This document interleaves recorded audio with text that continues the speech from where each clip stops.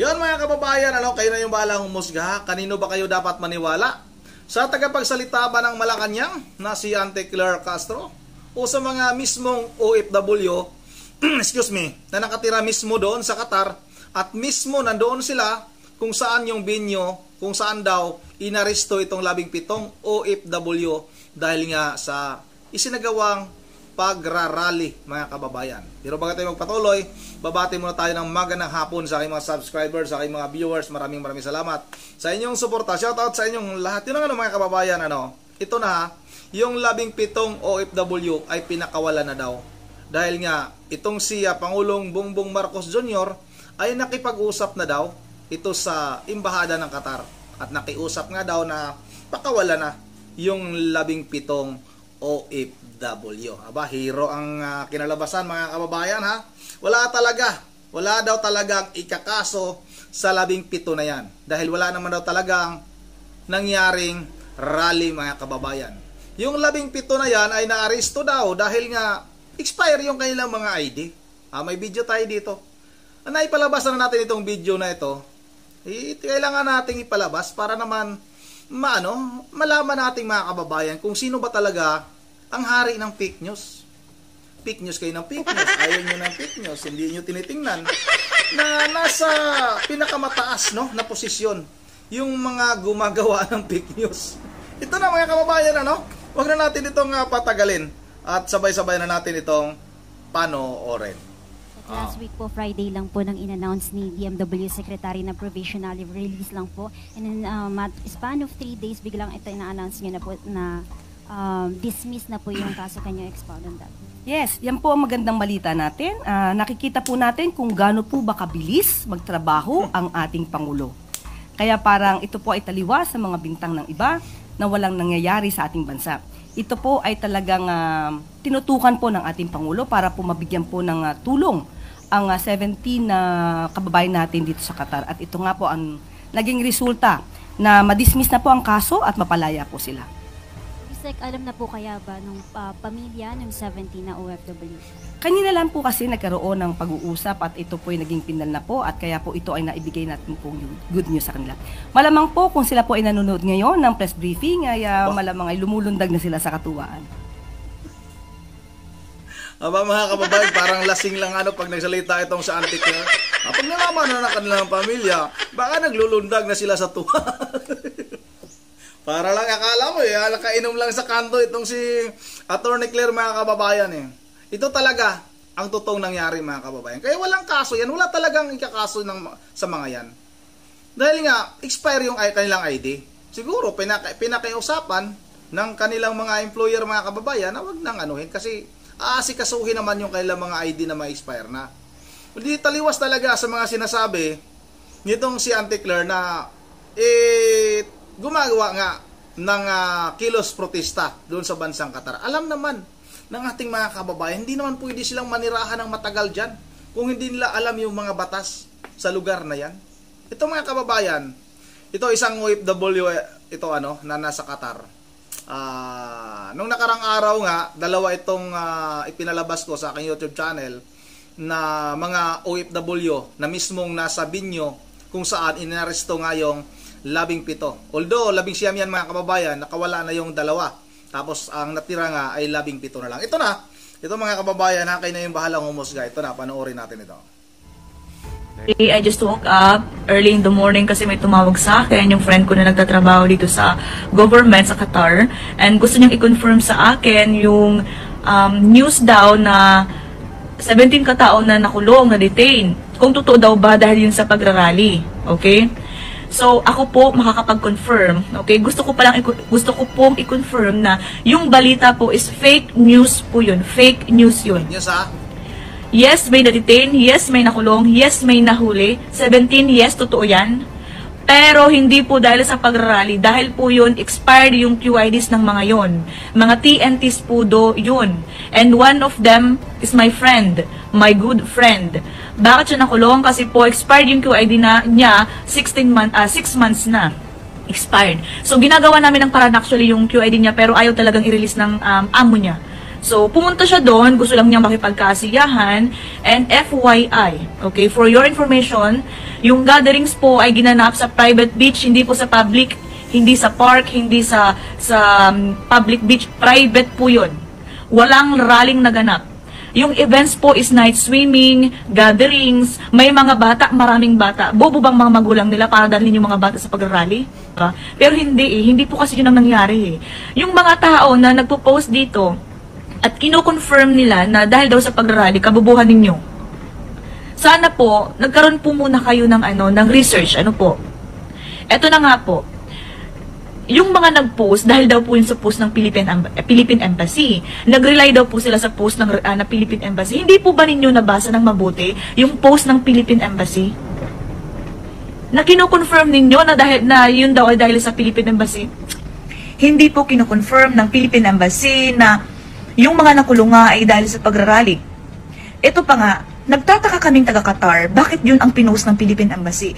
Alam ng Philippine Embassy ang dahilan kung bakit nakulong yung mga taong yun. May pumunta ng tao na galing sa Philippine Embassy. Nakausap nila yung mga tao, tinanong kung bakit. Bakit kayo nakakulong? Kasi po expired po yung QID namin yun po ang sagot nila. Kasi po wala po akong documents yun po ang sagot ng isa. Pero bakit hindi pinalabas yan ng Philippine Embassy? Hindi ko kine-question yung embahada natin, Pero nagtataka lang kami, alam ninyo ang dahilan. Hindi naman yan dahil sa illegal gatherings, hindi naman yan dahil sa rally, Common sense, pumunta kayo ng Cornish, dito sa Doha. Ang dami, 20 katao, nagtitipon-tipon kumakain dyan sa public. Magiging illegal gatherings ba yun? Bakit hindi sila hinuhuli ng pulis? Sa beach, Dukhan Beach, ang daming tao, nagpa-party-party, may mga tugtugan pa. Yung pulis umiikot-ikot, hindi naman sila hinuhuli. Nag-checking lang kung may IDs o wala. Pero bakit yung itong pinapalabas ninyong balita na dahil daw sa pag-rally, ikinulong daw yung 17 katao. Bakit kami? Bakit kami na hundreds na naandoon, hindi nakulong? Kasi po may mga IDs kami.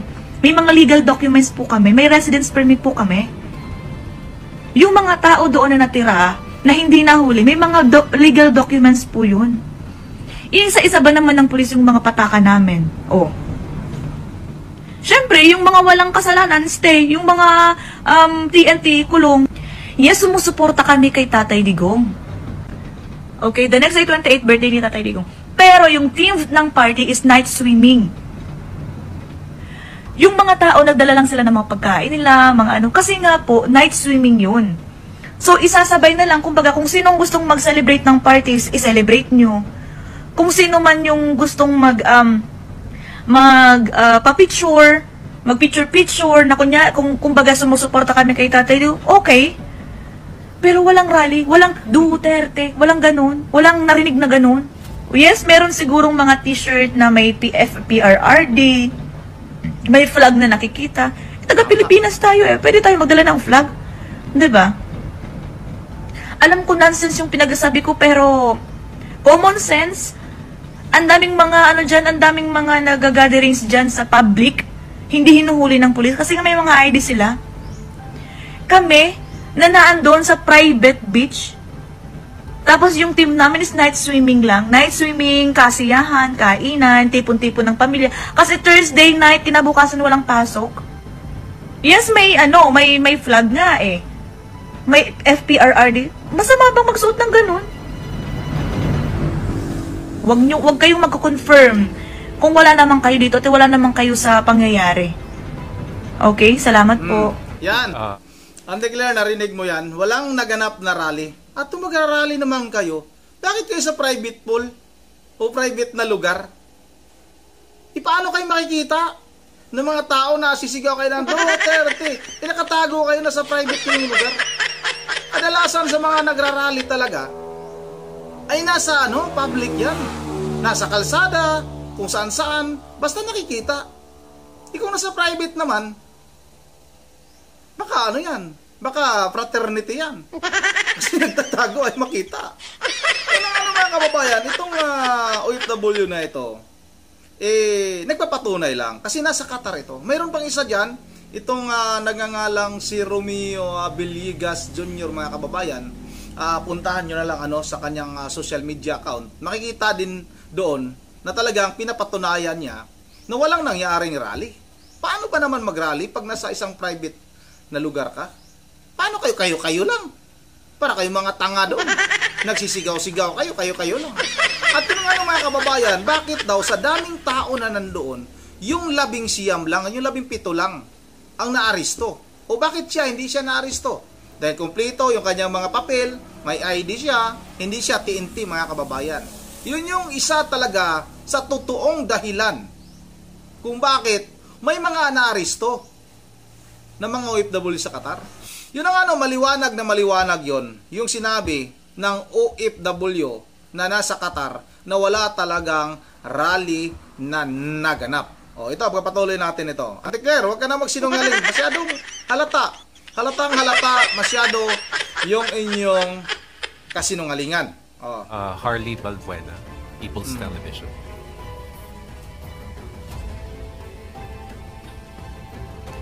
Microphone, please. Good morning, Yusek. Regarding pa rin po doon sa 17 Filipinos in Qatar. So, ma'am, does that mean na they can go back to their normal lives? Pwedeng magtrabaho ulit sila sa Qatar, or if they choose to, they can return to the Philippines? Opo, sinabi naman po na sila po ay napalaya na at maaari po sila magtrabaho. Choice na po nila po kung ano po yung gusto nila. Ma'am, another issue, the DILG earlier presented to the public yung arrested Russian-American vlogger who harassed security guards. So, ma'am, does that mean that that will serve as a warning, not just for foreign social media creators, but for foreigners in general, that if they play around with our laws, then they will be presented to the public and they will be meted with respective charges. Because, ma'am, sabi po ng DILG, hindi raw ide-deport, and instead, you will be prosecuted here in the Philippines. Yan po ay papatunay lamang po na tayo po ay hindi nagbibiro. Kung dapat may managot, ay dapat panagutin. Hindi lamang po ito ang una malamang na mangyayari. Dahil nabalita na rin po na yung mga fake news peddlers ay nakasuhan na po, sinampa na po ng kaso. At mukhang yun po yung first batch. So alamin pa po natin kung may mga makakasuhan pa po ng mga fake news peddlers. Ano layo? Related to this question, Pia Gutierrez, ABS-CBN. Ma'am, regarding yung 17 Filipino nationals, nabanggit po kasi last week ni DMW Secretary Hans Leo Capdac that the reason the 17 Filipinos were provisionally released was because wala pong kaso na nasampa sa kanila during the time that they were detained. May we know ano po yung kaso na na-dismiss at kailan po ito na-charge? Sa ating pong pagkakaalam, ito yung illegal assembly.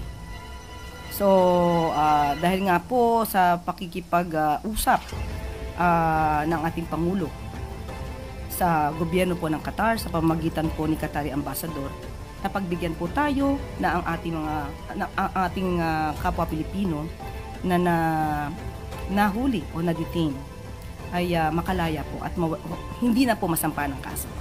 So tama po, the President himself made a direct appeal to the Qatari government. When was that made po?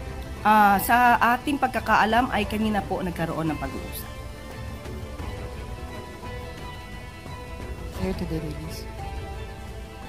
Hindi, kanina po nagkaroon po ng pag-uusap at nagkaroon na po ng sinabi na ito nga po yung good news.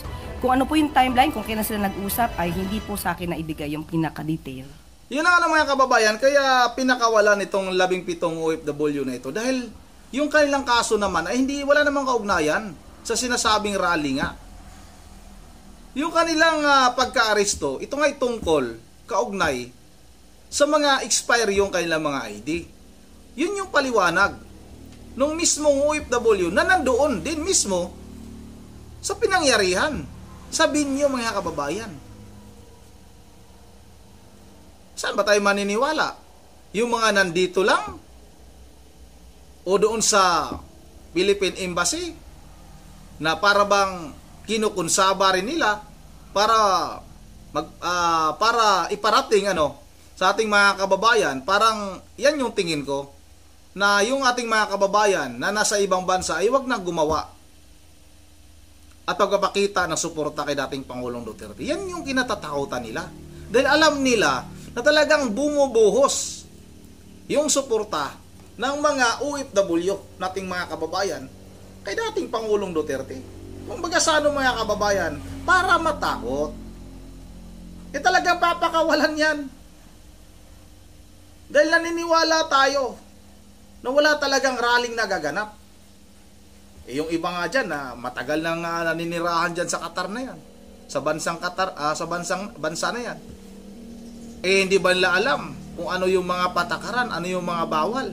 Ikaw ba'y nakatira sa isang lugar na hindi mo alamin?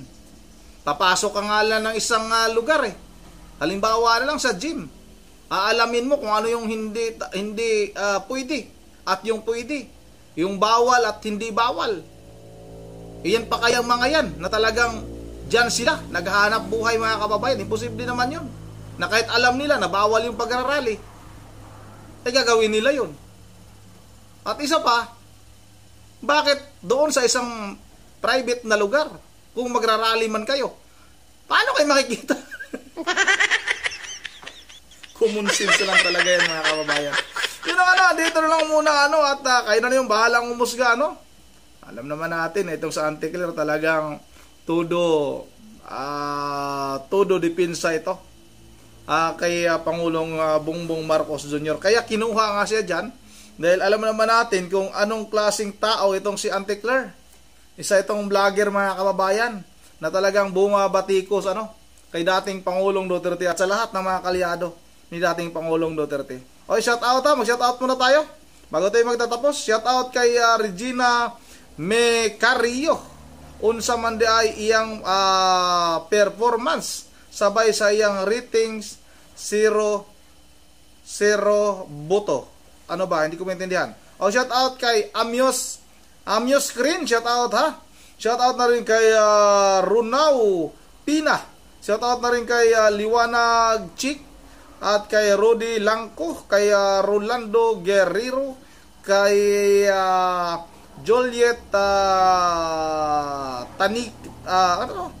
Tamalikad, Juliet Tamalikad, Luis Panday Jr., kay Walter Reyes, kay Luis, tapos na ito, kay Hilario Ladit, kay Evelyn, kay Limuel, kay Romeo Solis, Adila Corpus, kay Claro Test, kay Binok TV Idol, shout out kay Mark Domingo, kay Virginia Perry, kay Ma'am Berje Religious ng Pulilan Bulacan, kay Ma'am Joyce ng Japan, aking mahal, shout out kay Ma'am Lisa Borby, kay Michelle Bulima, kay Sammy Trabajada Cooper, at kay Hilda Gary, kay Nelson Villaverdi, Salde Ramirez, at Sais Garcia. Yun ang dito na lang muna.